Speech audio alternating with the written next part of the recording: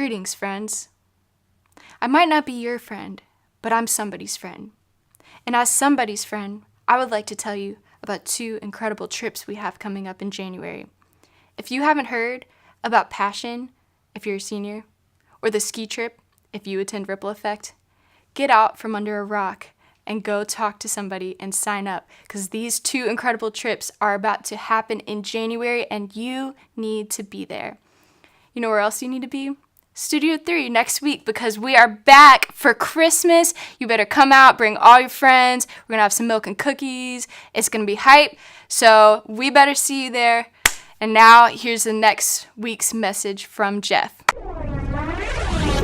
Hey, what's up, Ripple Effect? Welcome to Community Groups. I hope you guys are having an awesome time. If you've been around for a little bit, for the past couple weeks, you know we're in a series on family. And today's going to get a little bit interesting. So how many of you guys feel rushed right now?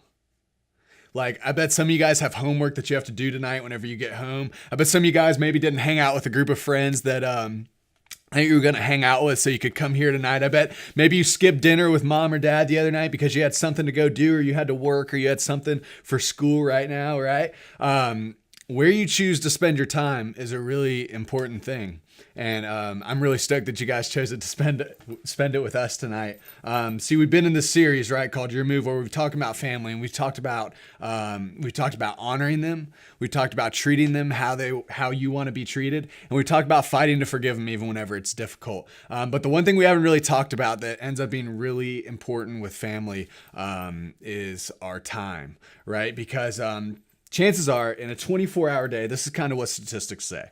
In a 24-hour day, you spend about 8 hours of it asleep, at least 7 hours of it at school, maybe more, 2 hours on your phone. Some of you guys a lot more than that, right? I know I do. About 1 hour getting ready, another couple hours playing sports, working, doing things like that takes up at least a solid 3 hours. And maybe about 2 hours hanging out and just doing hobby stuff like that. That's most of your day. That leaves you with a tiny little minuscule fraction of like an hour to do stuff with. So whenever you have that time, that's the 1 hour that you get to figure out what to do with it. And some of us don't even have that long, right? We have all this stuff going on. And it really got me thinking about whenever I was in high school, and I played sports. I was in school. I had a job, right? I had all this homework I had to finish. I was trying to figure out what college I wanted to go to. I was trying to figure out what I was going to major in whenever I did that. I was trying to do good at my job. I was trying to hang out with my friends. I was trying to play these video games and read this book. And I had all this stuff going on. It felt like I didn't have any time at all. And then on top of all that, I had my family, right? And the difficult thing about family is it was so easy to put family in the back seat. Because I had all this other stuff going on that had due dates and had grades and had like stuff that I got rated on. And I knew that if I didn't, hang out with mom or dad that night, I wasn't going to get a bad grade. If I skipped, family dinner, it's not like it was due by 10 o'clock the next day.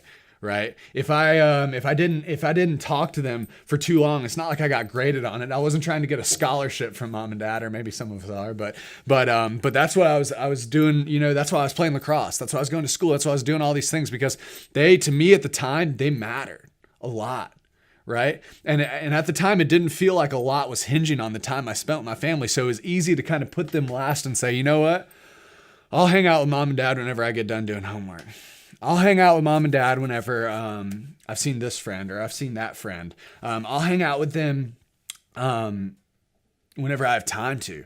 And it didn't really feel like it was that important at the time. And it felt like I had to get all this other stuff done first. And I bet a lot of you guys feel like this, right? A lot of you guys feel like you just don't have enough time in the day. And I know you do, because I've talked to some of you where you really don't. Right? And no matter what, whenever you choose to do one thing, you're cheating another. If I choose to hang out with my family, then I don't finish my homework. Or if I choose to do my homework, then I don't hang out with my family. Or if I choose to go to work, then I can't hang out with these friends, right? And it's like, no matter what we do, there's a tension there that we never have enough time. See, for me, I always thought that one day, somehow, stuff would kind of slow down.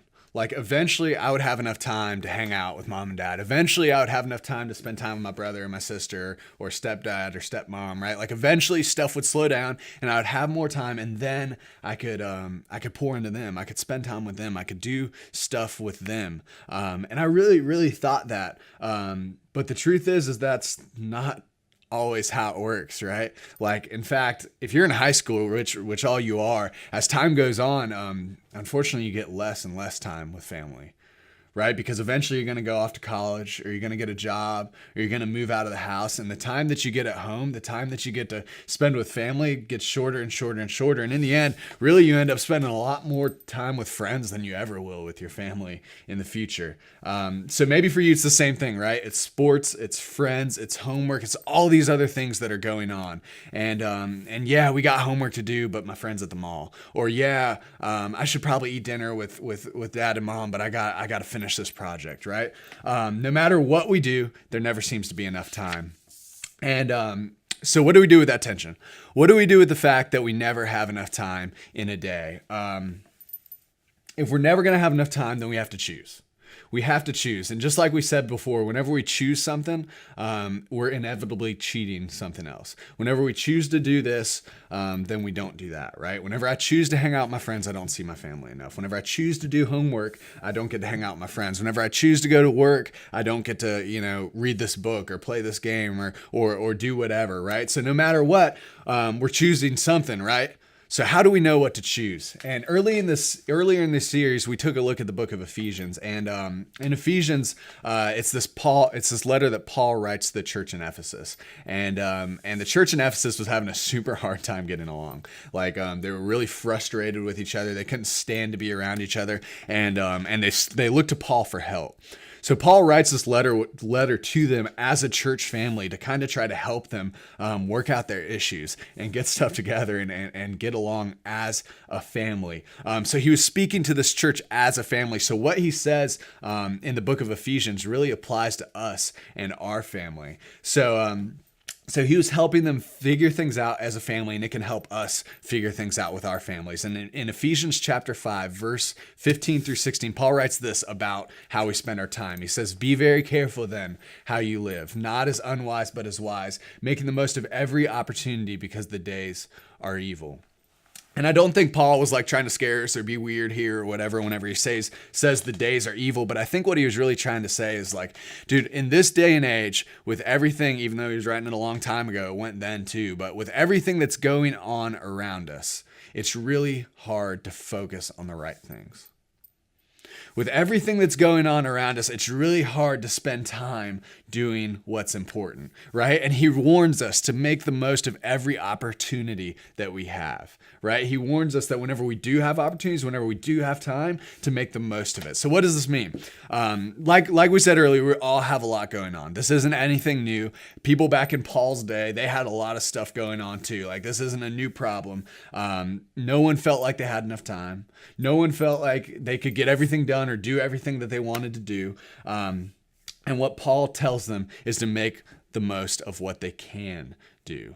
So when you're at school, be all in at school. Whenever you're working on homework, be all in on your homework. Whenever you're at the game or playing in a game or hanging out with friends, like make the most of that time. Use that opportunity to do what you're doing. But whenever all that stuff is done and you have that hour to choose what you're going to do with it, choose to value your family with it. See, the truth is that family's not always going to be there, right?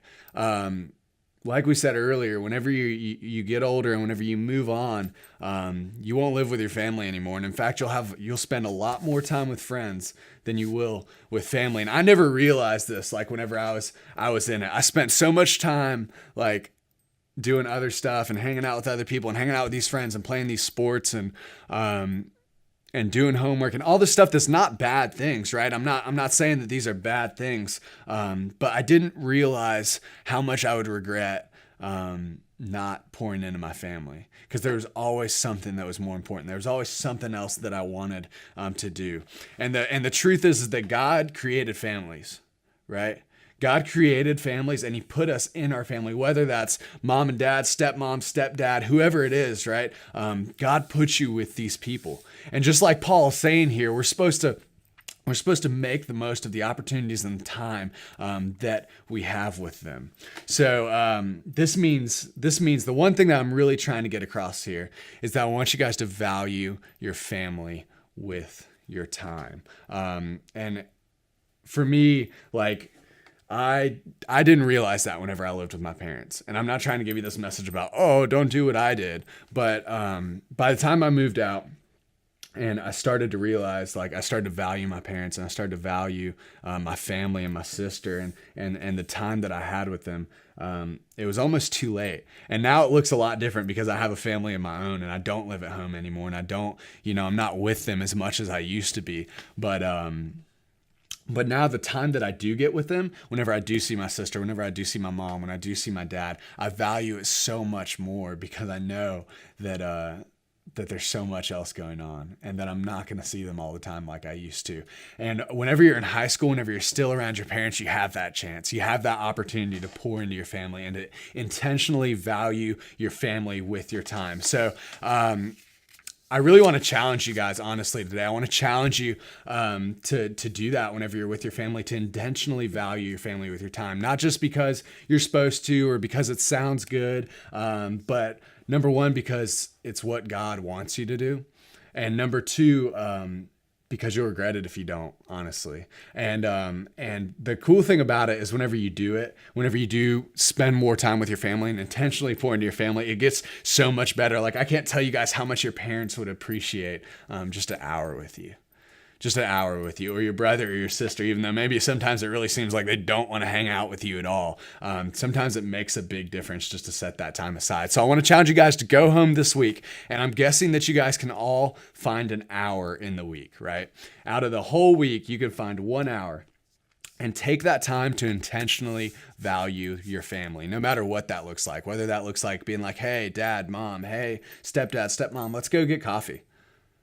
Let's go get lunch. Let's go get dinner. Let's hang out just for a little bit. Or let's just sit down and talk. Or let's do this together or that together and just intentionally spend some time with them. And whenever you do have that opportunity, make the most of it, right? Like, it's easy to and I know I do this whenever I'm with my friends or at work even, right? Don't tell anyone.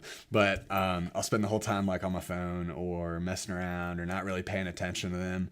And I don't make the most of the opportunity that I have. So whenever you do this, right? Whenever you take that 1 hour, leave your phone at home and like really spend time with them and really listen to them and really talk to them. And it might seem weird and it might be awkward and it might be whatever, but I promise you in the long run, you will value the time that you spent with them. So that's my challenge for you guys this week, to honestly go home and intentionally spend time with your family. And your parents will look at you like, what? But it will be one of the coolest things you've ever done, I promise. So tonight, whenever you go to small groups, talk about that. Talk about why can it be weird to spend time with family sometime? And what's the things that maybe I can spend more time doing this instead of doing that? Where's the areas in your life where you can rearrange your time? So there's some questions for you guys that your small group leaders have. So dig into those, be real, be open, be honest, and we will look forward to seeing you guys next week at the church. Thanks.